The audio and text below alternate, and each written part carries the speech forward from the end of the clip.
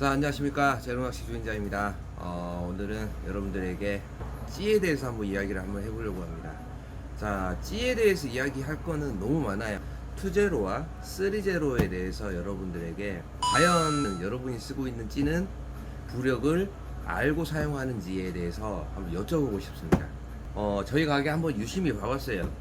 저희 가게 제로찌, 2제로찌, 3제로찌 각각의 호수들이 총 몇 종류가 있고 그 종류는 어떻게 되는지를 한번 제가 세봤었는데 제로, 2제로, 3제로, 제로 알파를 포함해가지고 각 호수별로 각 종류별로 20개 넘게가 있습니다. 자, 그렇다면은 여기서 한 가지 의문점이 들 수가 있어요. 다 같은 찌인데 제로, 2제로, 3제로가 있는데 이 찌들의 부력은 다 정확한지 이게 궁금하지 않나요? 그래서 이러신 분들이 많아요. 내가 2제로를 썼는데 3제로를 그날 쓰고 낚시를 했는데 잘 가라앉지 않더라 라는 분들이 오셔가지고 찌가 불량이다라고 말씀하시는 분들도 많아요. 가만히 이야기를 들어보면은 불량일 수도 있고 아닐 수도 있습니다. 왜 그러느냐? 이 찌의 허용 부력은 제조사별로 다 다르게 되어 있습니다.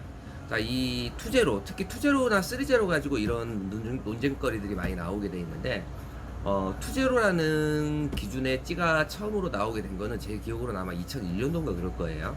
2001년도에 바닷물에서는 뜨고 민물에서는 가라앉는 찌를 일본에서 조금 더 예민한 낚시를 하기 위해서 찌리겐사에서 이제 2001년도인가 2년도경에 이 2제로라는 개념이 국내에 도입이 되고, 그리고 그때 출시가 됐던 찌가 일단 이 찌리겐사에서 나온 찌인데, 아까 말씀드렸던 것처럼 제조사마다 약간의 부력은 차이는 있지만 민물에서는 가라앉게 되어 있습니다.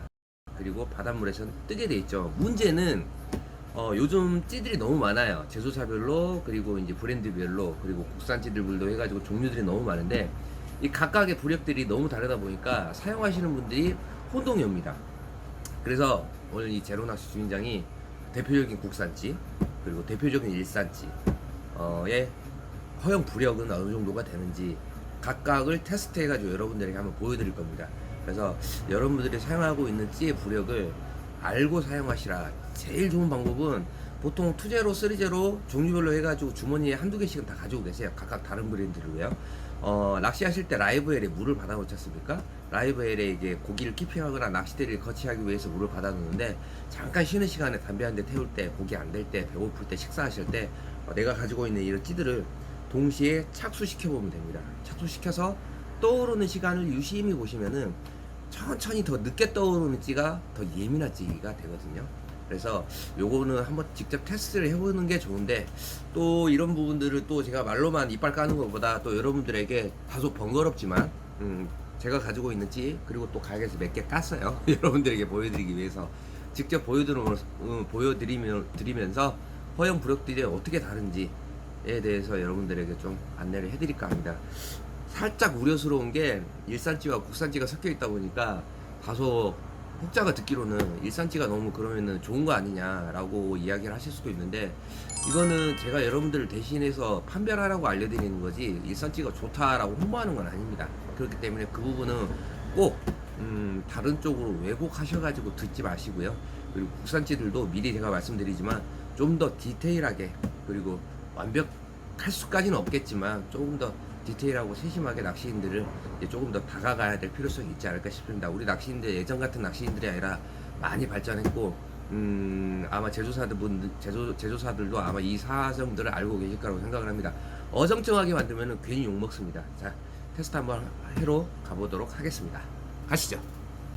자, 촬영을 하기 위해서 가게 앞에 수족관을 잠깐 나와봤습니다. 자, 현재 이쪽 보이는 양동이에 있는 민물이 들어가 있고요. 이쪽 큰 탱크에는 서귀포 앞바다 바닷물이 들어가 있습니다. 그리고 오늘 촬영하게 될 찌들입니다. 자, 지금 보통 제로찌라든지 G2, B까지는 이런 식으로 매듭수위를 주시고 채비를 투척을 해서 뽕돌을 달아서 여부력을 잡아갈 수 있습니다. 그래서 이 제로찌 같은 경우에는 G5, G6, G7까지 여부력이 있다. 그리고 매도 간당간당하게 버틴다라고 보통은 이렇게 예민한 낚시 하시는 분들은 찌에다가 이렇게 많이 표시를 해놔요. 근데 지금 보여드린 이 2제로, 3제로 같은 경우에는 이런 식으로 여부력 자체를 측정할 수가 없습니다. 어떤 방법을 이용했느냐? 자, 오늘 바로 제가 그 방법을 정확하진 않지만 감을 잡을 수 있게 이곳에서 한번 측정을 한번 해볼까 합니다. 자, 오늘 먼저 투제로를 먼저 한번 시작을 한번 해볼까 합니다. 자, 화면에 보이시는 게 투제로입니다. 이 투제로찌 5개를 동시에 바닷물에 한번 투척을 해보겠습니다. 하나, 둘, 셋.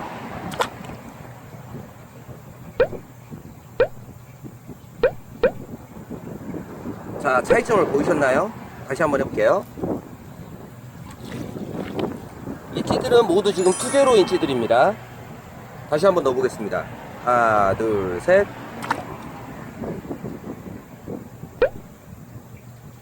자, 차이점을 보셨나요? 같은 투제로라고 제조사에서 만들었지만 이 각각의 찌들은 착수를 해서 떠오르는 시간 자체가 제각각 다 다릅니다.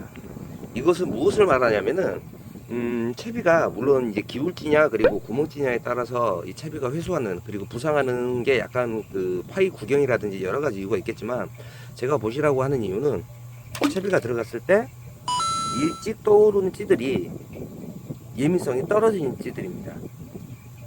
이해가 되시나요? 자, 다시 한번 보여드릴게요. 자,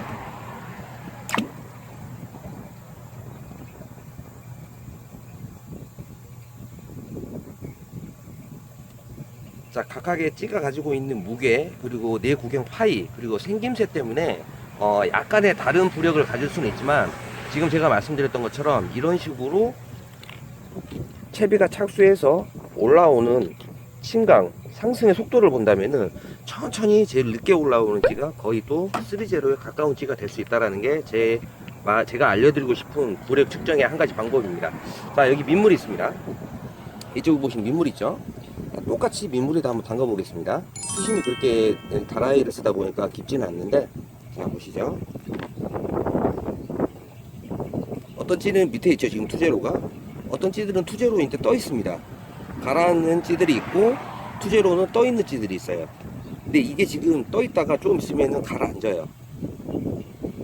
자, 요걸로도 확인할 수 있듯이 각각의 제조사가 가지고 있는 부력들은 한이하게 다릅니다. 같은 투제로라고 해서 이게 다 같이 부력을 가지고 있는 건 아니에요. 자, 똑같은 방식으로 3제로를 한번 투척을 해볼게요. 다소 천천히 올라오는 찌가 더 예민한 찌라고 말씀드릴 수 있습니다.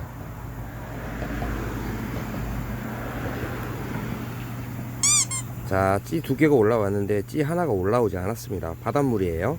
똑같이 다시 한번 해볼게요. 자, 다시 찌 3개를 투척을 해보겠습니다.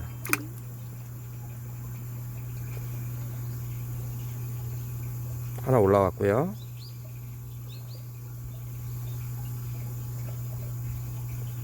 하나 또 올라왔습니다. 마지막에 있는 찌는 아직도 올라오지 않았어요. 물론 이게 100% 정확할 수는 없어요. 이 공기 파이 안에 있는 공기층이 막혔거나 순간적으로 공기층이 가둬져 있다면 부력이 약간 차이가 날 수는 있지만, 이것을 통해서 우리가 유추를 해볼 수 있다는 것을 말씀드리는 겁니다. 자, 어떻습니까? 제가 찍는다고 잘 찍어보기 위해서 노력을 좀 했는데, 다소 수족관이 아닌, 투명 수족관이 아닌, 저희가 이제 수심이 어느 정도 되는 곳에서 여러분들에게 다라이를 보고 상부에서 보여드리려고 하다 보니까 찌가 떠오르는 부상이 잘 보이지 않아서 조금 아쉬운 부분들이 있는데, 제가 여러분들에게 이 과정을 오늘 보여드렸던 이유는 단 한 가지입니다. 제가 매장에 있으면서 제일 많이 받는 질문들 중에 하나가 투제로의 사용법, 그리고 3제로의 사용법, 그리고 투제로의 부력과 3제로의 부력에 대해서 많이들 질문을 받습니다. 저는 예전에도 그런 영상을 통해서 여러분들에게 이런 말씀을 많이 드렸어요. 나는 투제로를 쓰고 있어. 투제로니까 가라앉을 거야. 장타. 자, 나는 오늘 3제로야. 3제로에 고기가 문다더라. 장타. 이렇게 낚시를 하시게 되면은 자기가 가지고 있는 찌가 3제더라도 제가 조금 전에 보여드렸다시피 각각의 찌의 허용 부력은 다르기 때문에 이런 경우들 다 있을 거예요. 투제로 3제로를 던졌는데 채비가 가라앉지 않고 둥둥둥 떠 있습니다. 야, 투제로 가라앉는데 왜 3제로 가라앉는데 왜 내 찌는 떠 있어? 이제 여기에는 뭐 원줄이라든지 바람의 영향이라든지 조류의 영향이 있을 수도 있어요. 그게 더 영향이 클 수도 있습니다.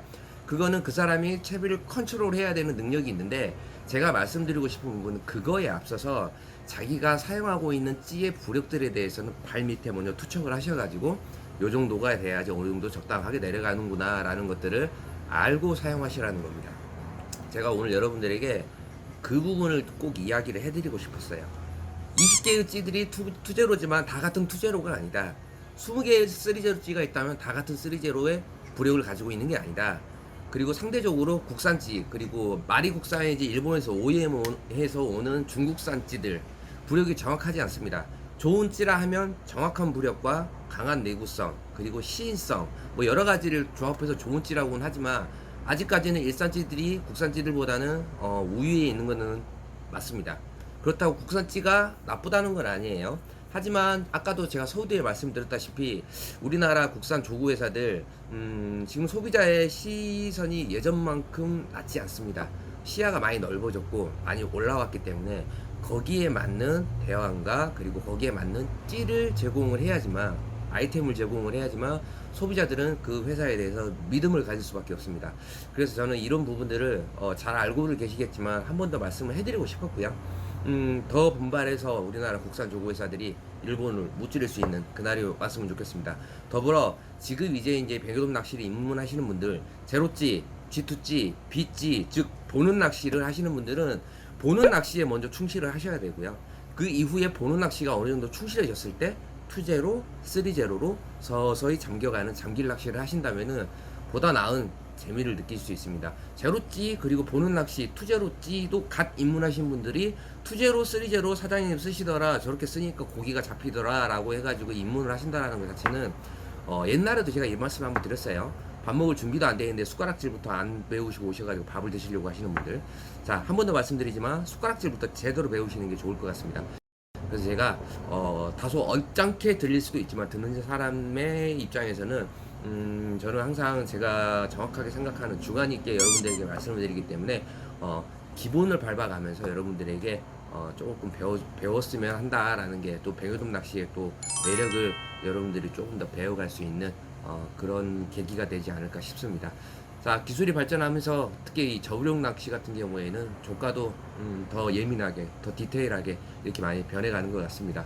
자, 이런 제로 낚시 주인장이 뭐 이것저것 되도 않는 실험을 좀 하면서 여러분들에게 모르겠습니다. 머리가 아팠는지 모르겠는데 참고해 주시고 도움이 되셨으면 좋겠습니다. 이상 제로 낚시 주인장이었습니다.